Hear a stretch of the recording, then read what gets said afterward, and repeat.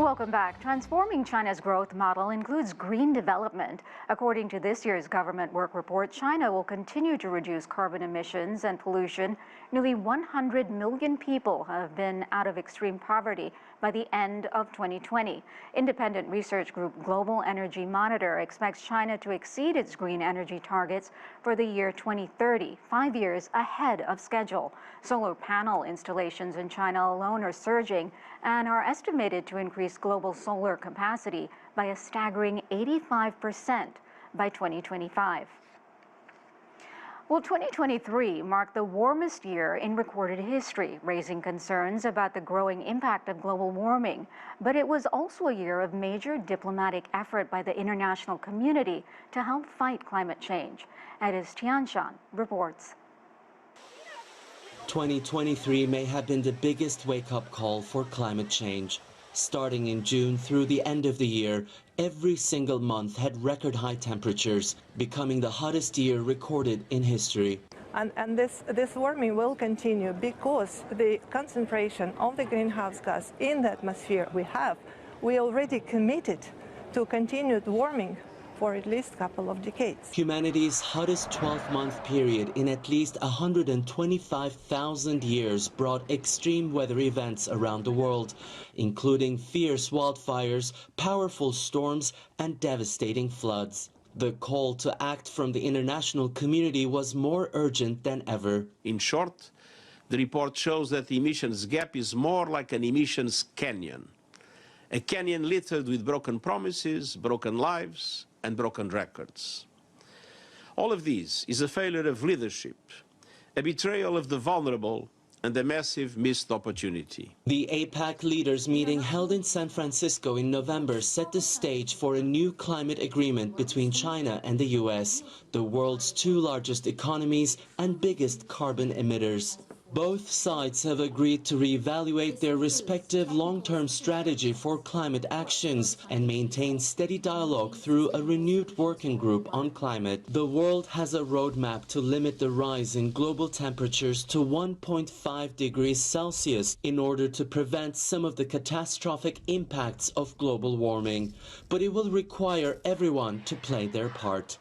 It is Tianshan, CGTN, Los Angeles. And joining us now to take a deeper dive into China's green development plans is Otaviano Canuto, a senior fellow at the Policy Center for the New South and a former vice president at the World Bank.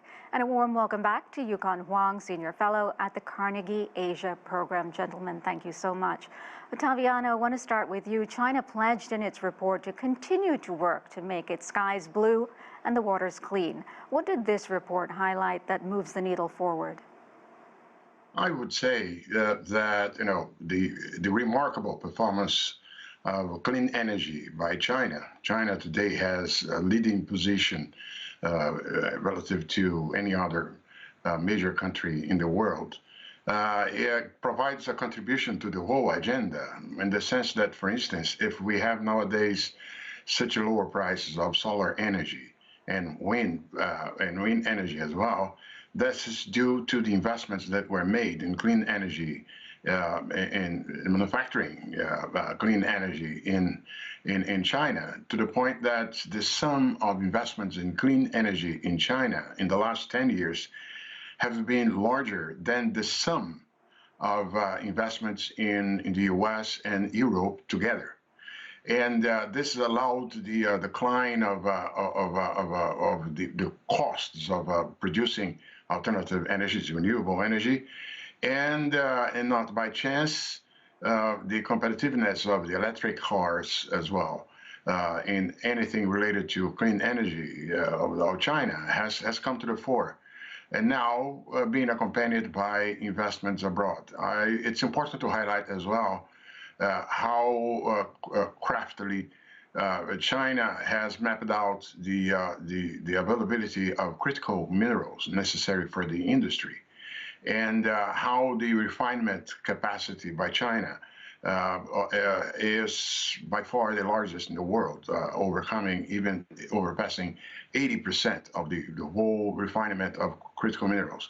So I believe that when Premier refers to the continuity of the search for contribution to the climate change agenda, he refers to this ability of China of moving on and progressing with the production of renewable energy, making things more easier for the rest of the world.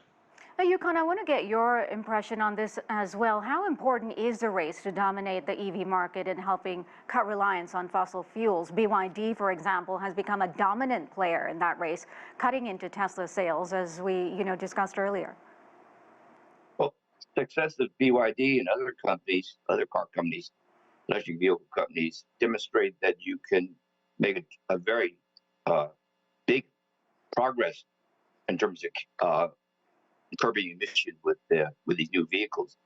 I think what China has basically demonstrated is two important points: that pursuit of green technologies can be commercially viable. There's always been a discussion in the West that environmental considerations, climate changes, would impose costs on businesses, therefore it's not attractive. China's basically shown that it can be commercially attractive. And it's also lowering the cost so it's actually quite viable.